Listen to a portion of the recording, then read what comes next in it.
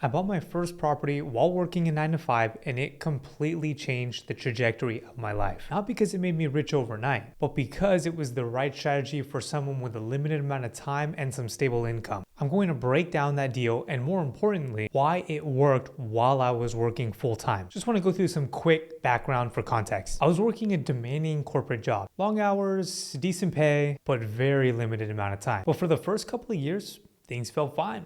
Life was good. By years 3 and 4, I was consistently working 70 to 80 hours a week, even more than 80 hours most weeks. While I was working those long hours, I was starting to realize something uncomfortable. I was working harder every year, providing more value every year, but my savings and my net worth weren't growing in the way I thought it should. I didn't really see a clear path to financial freedom and building some long-term wealth through my job alone. Now, I wasn't looking for a side hustle or another job. What I was looking for was a way to convert my income into long-term assets without blowing up my life. That's what led me to real estate. Here's my first deal. My first deal was a rental property that needed some work. I bought it for $260,000. I renovated it for $50,000, and I refinanced it at $356,000. That refinance put $111,000 back into my pocket, while the property rented for $2,400 a month and covered all the expenses and mortgage. The important part isn't the numbers. The important part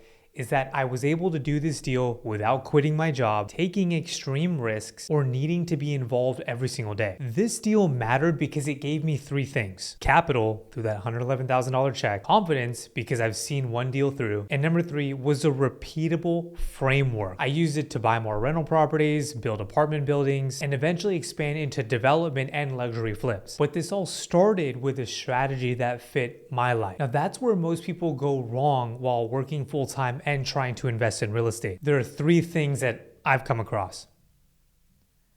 Number 1 is that they overcomplicate it. People think they need perfect conditions before they start. Perfect market, the perfect credit, or a lot of money. Most people don't fail because good deals don't exist. They fail because they overcomplicate the process and just never pull the trigger. My first deal wasn't perfect. It was simple, and that's why it worked, and that's why it was repeatable. Number 2 is that they copy full-time investors. And you probably see people online doing 20 deals at once or owning hundreds of apartment units. What you don't see is that they treat real estate like a full-time job. Full-time strategies require full-time behavior. That's not a failure on your part. It's just math. So the key is to choose a strategy based on your life circumstances and time commitments, not against it. Number 3 adds on to what number 2 is. It's that people chase a strategy instead of a lifestyle fit. Because of this, people ask the wrong questions. Should I flip? Should I do rentals? Should I do Airbnb? The better questions are, how much time do I actually have? How much risk can I tolerate? And how involved do I want to be? There's no best strategy. There's only the strategy that fits your time,